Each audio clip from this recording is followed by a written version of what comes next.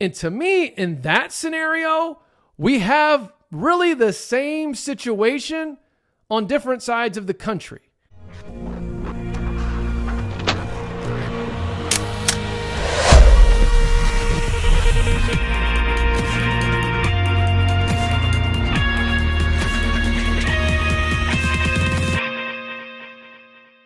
What's up, everybody? Welcome to another episode on the College Underdogs YouTube channel. I am your host, Trey Smith. If you're new to this spot, please like, subscribe. You will not regret it. We are the one-stop shop for Group of 5 mid-major football. We've got a lot to get into today. I'm going to be talking about some of the Tim Pernetti quotes from a recent article, looking at some information that just was released regarding Memphis's athletic director. And then what are the realistic scenarios for the ACC? Okay, because I know the Pernetti quotes, along with this information about Memphis AD, has really heightened everybody and borderline triggered some members of certain fan bases as it pertains to getting a power conference invite, and the ACC being the one that seems most likely for the teams, at least in the American Conference. So what we're going to look at today is, what are these realistic options? Like how could this realistically play out? And then I want to get your thoughts at the end. So as always, like, subscribe, comment at the end, share it with a friend, and let's get right into it. So number one on my list is Tim Pernetti's quotes in an article by Commercial Appeal, which is a Memphis-based publication. I will link the article. I will put the article link down in the description if you want to read the full thing. It's a great interview with new AAC Commissioner Tim Pernetti. There's a couple quotes. One has gotten a lot of engagement over in the old Twitter X sphere. And then, quite frankly, the one that was most intriguing to me isn't even the one that everyone's kind of up in arms about. But I'll start with this one. I'll put it up here on the screen. When Pernetti was asked about the revenue sharing with athletes, opting into revenue sharing. And there's one statement Pernetti makes here that I think social media is really taking and running with, like it's as if this is what's getting ready to happen. Whereas as I read this in full context, it's more of him just spitballing. Now, I don't agree with this. I don't think this is what would be best for the conference, but let me read to you what he said in case you haven't already seen. So Pernetti says, everybody has their own point of view. I think some institutions in our conference are resourced in different ways than others. Very true. What we want to try to avoid is creating competition and gaps in our own league. Interesting. For instance, and I'm just throwing it out there, the idea of us discussing a membership, which I think we will, the prospect of revenue sharing within our conference. And should we have an agreed upon conference cap for revenue sharing to try to create as much of a level playing field as we possibly can? Nothing's off the table on that front. Now, if you are a fan of one of the teams that's at the higher end of the revenue and financial stability, I completely understand you losing your mind over this quote. Okay, I put up on Twitter, this would be like the owners of the AL West Major League Baseball teams coming together and deciding that their division is going to have a $100 million salary cap while the rest of the MLB continues to operate under no salary cap. For me, the only way it would make sense to put a salary cap or a revenue cap on the revenue sharing is if everyone in college football, regardless of classification, regardless of your conference, is under the same thing. That's the only way I would support, and it would make sense. Now, what I want to say in Pernetti's defense, okay, as I read this, it reads like this was just a very off-the-cuff, sort of in-the-moment statement. Now, If this were to be something that really began to gain traction, I don't see any way this thing were to pass if all the ADs had to vote on it. I don't know what the majority is. Actually, I think it is just a majority in the AAC. And I don't know that even all of the lower compensated programs would be for this. Now, to also clarify, this is not saying put a cap on NIL money. So the NIL money that's coming from third parties, this has nothing to do with that. This is about the revenue sharing, opting into where conferences can revenue share with the players directly, which I believe, I need to do a little more research on this, but I believe it has to do with the schools being able to pay the players directly based off the revenue they have coming in. That's what he's saying to put a cap on. And there's going to be a gap even in the conference amongst which teams have more revenue to invest into their players than other teams.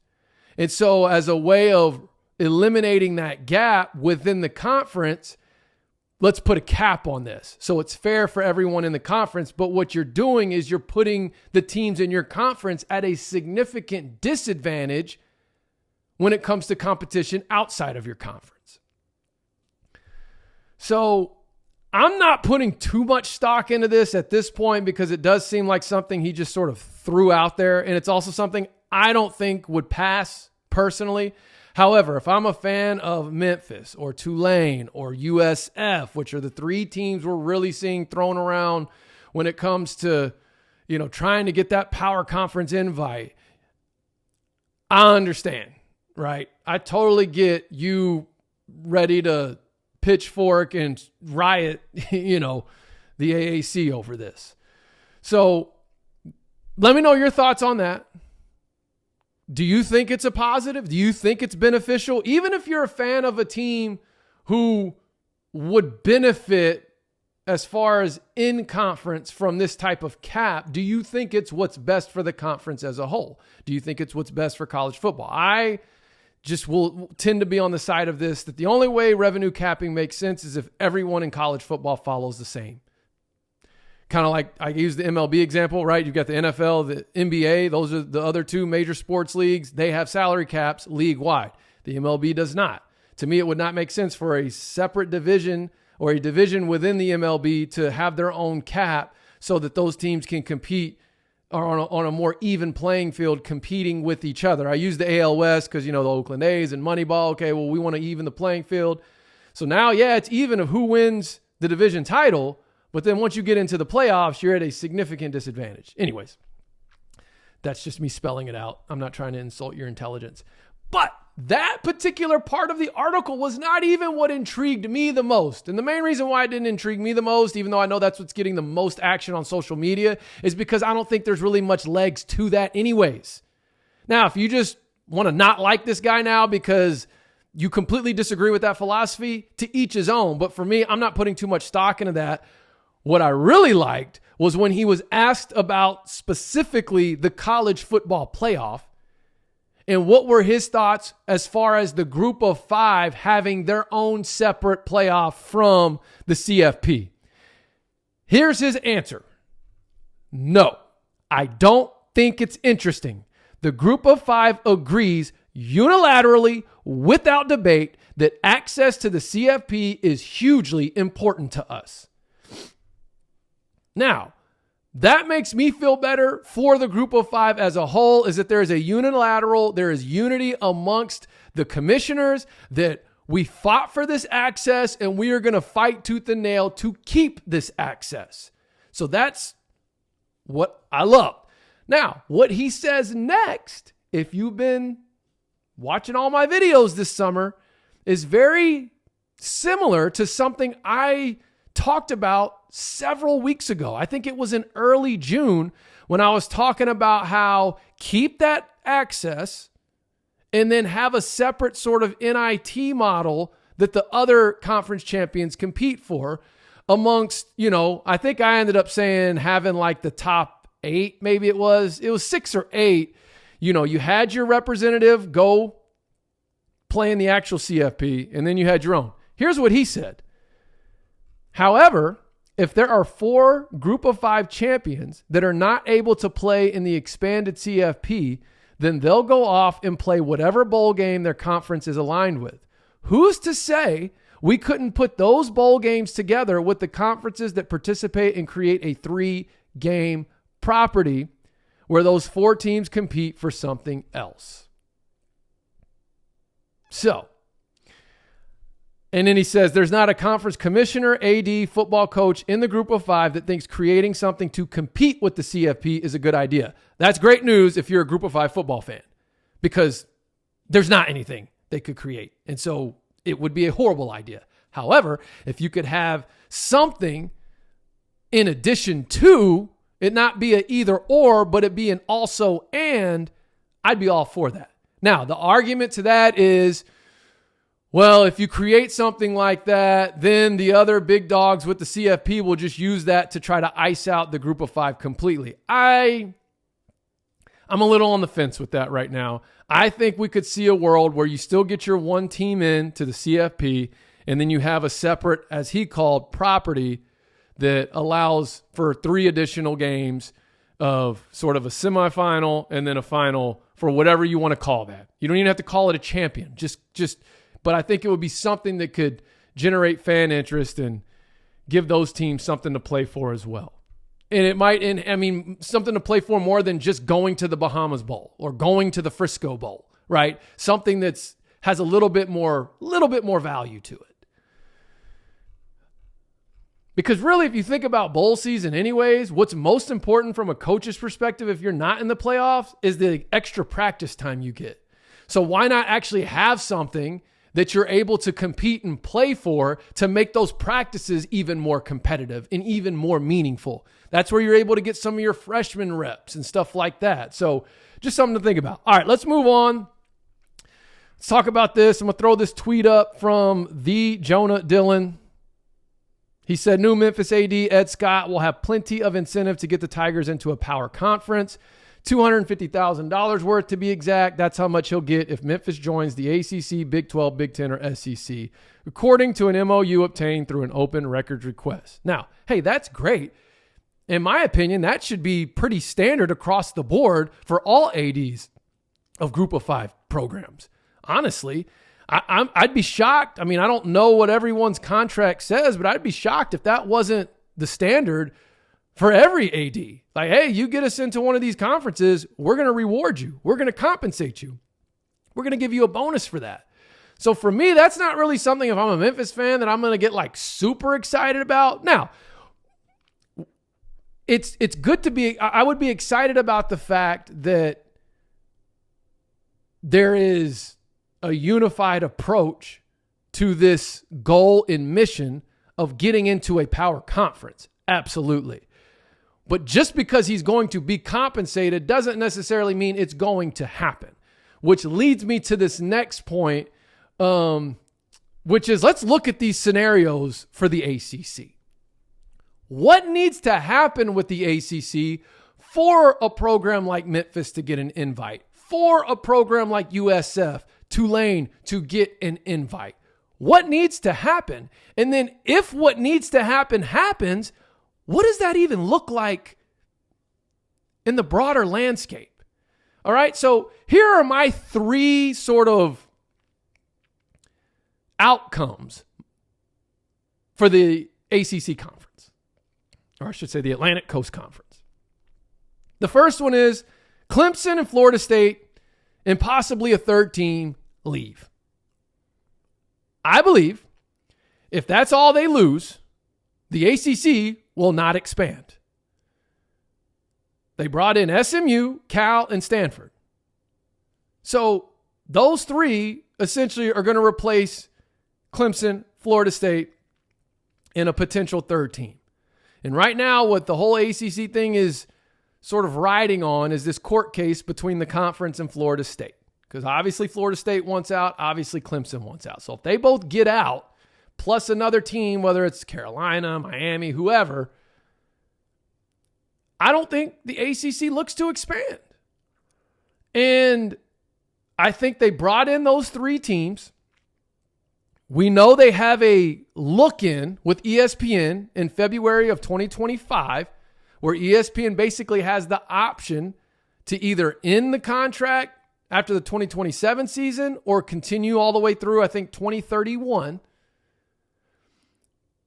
But I feel like those conversations were had behind the scenes when adding SMU, Cal, and Stanford. It's like, okay, so if we were to lose these teams, let's bring these guys in, which is why certain teams, if you remember a year or so ago, okay, there was some resistance even to that in terms of getting the votes to get those 3 teams in. So I don't think it's time to get all giddy and excited if you're a fan of one of those programs trying to get into the ACC if we only see 3 teams leave or 2. It might just be Clemson and Florida State. And then when you look at the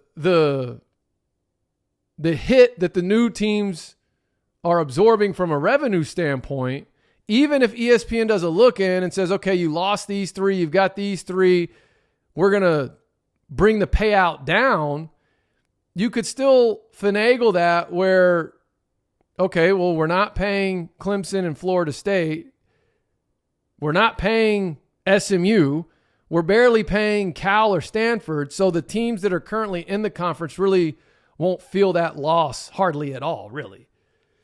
All right, second thing, and there's some people that are speculating this, is that the ACC just gets absolutely gutted. That Florida State and Clemson are the first 2 dominoes, and then the bottom just falls out, similar to what we saw with the Pac a year ago. And to me, in that scenario, we have really the same situation on different sides of the country.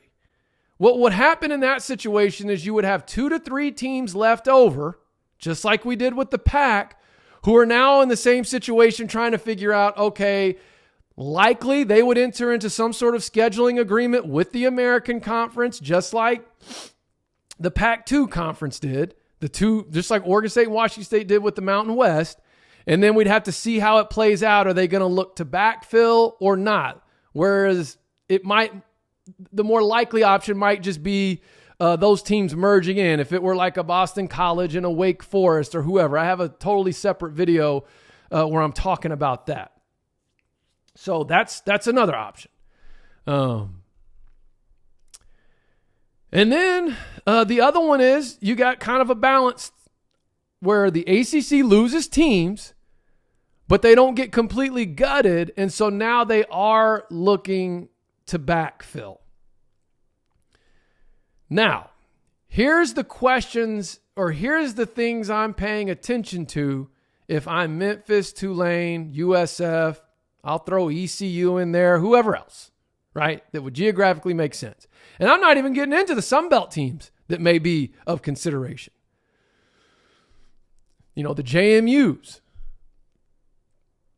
The first thing I'm going to look at is, okay, look at the conditions that the most recent members who were part of expansion, look at the conditions they're entering the conference under. They're not going to get any, SMU's foregone, I think, 7 to 9 years of revenue. They don't need it. They can afford to do that, but that's the conditions. And then Stanford and Cal, it was a significant amount as well, just to get in. So what would that look like for a team moving from G5 to the ACC? The second thing I'm going to look at is what would the media contract look like post 2027? Because if you lose all your heavy hitters and you have to replace them with G5 teams, even though it's the top tier G5 teams, who's to say that's going to maintain the current media deal the ACC has? And with ESPN having this option in February of 2025 to nullify the deal from 2027 and beyond, or at least renegotiate it. So here's what I could see happening. If we end up in a situation where the ACC is looking to either backfill or reverse merge, right? I could foresee a scenario in the landscape where we have the Big Ten, the SEC, and the Big 12. We have a rebuilt PAC, a rebuilt ACC, and then we have the 5 group of 5 leagues.